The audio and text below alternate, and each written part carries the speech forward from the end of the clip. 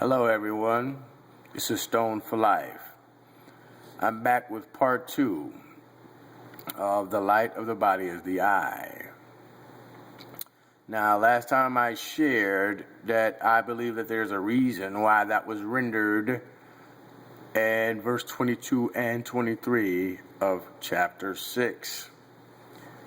Chapter 6 represents the creation of man, right? On the 6th day, right? And the 22nd and 23rd chapter represents this. Go here, the Hebrew alphabet. Jesus calls himself the Alpha and the Omega, which here, that is the early Alpha, or in the Greek, the Aleph. There in the early Semitic, as you see, ancient Semitic Hebrew. Forgive me, I'm doing this on my cell phone, so the quality may not be all that super great, but I'm going to do the best I can for you, okay? But anyway, in the early Semitic, it was called, and that's how it was rendered in the early, middle, and late period, right? And that actually represents a plowshare, but we can get off into that later if you so choose. But anyway, here it is. Ox head, strong, power leader. Now it's called the Aleph. You see, it's the modern Hebrew, Greek, and Latin, right? You see what comes first, right? The Hebrew. But anyway, it's called the Aleph, right? Which it would be called the Alpha there, coming down, right? See the Tau. Right?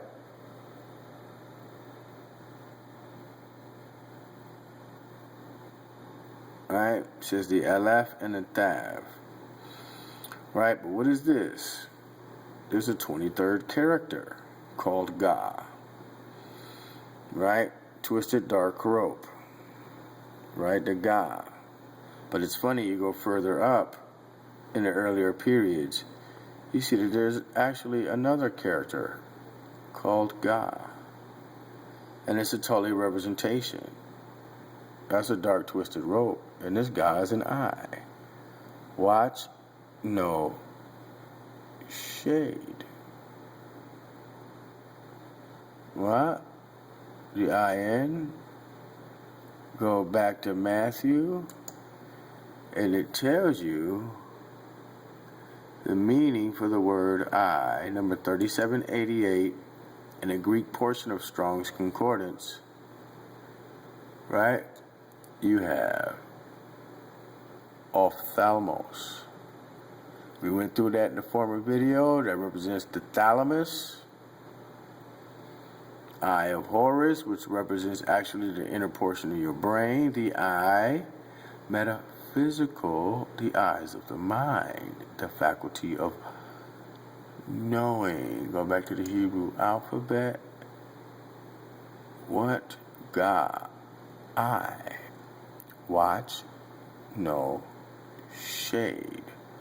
Now, if you do your research, I'm not going to do everything for you. You got to do some things for yourself. If you want to know, you got to put some work in. Ga was actually absorbed by the middle period, right, into the Ga, which now today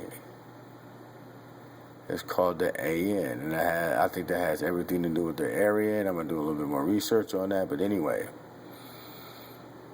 and how they are what they are, and able to do what they do, right? Go in here. What I think that truly represents is this.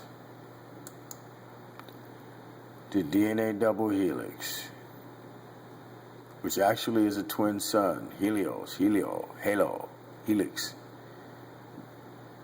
swirling around each other. Sugar and phosphates, sugar cane, phosphate Lucifer. It comes down to this. That image of Baphomet, right? You see that dark twisted rope right there running up a staff, which is an image of his penis. Yeah, solve and coagula. Dissolve and coagulate. And what do you have there?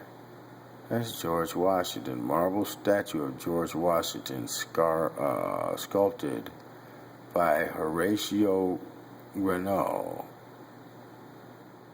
Right?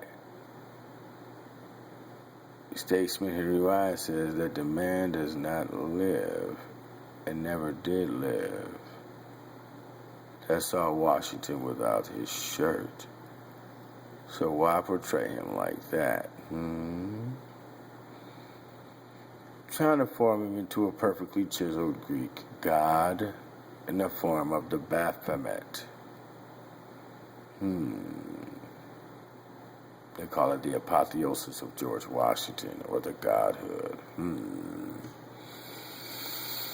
Interesting. Come back here. I think exactly what that has to do with is our DNA. Is our DNA. Back up out of that.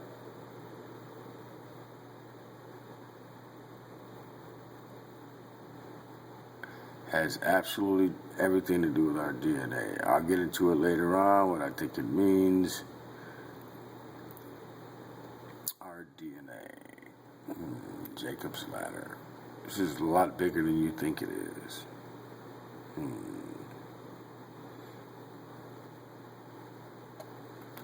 That's it for now. Love you forever. Over and out. Stone.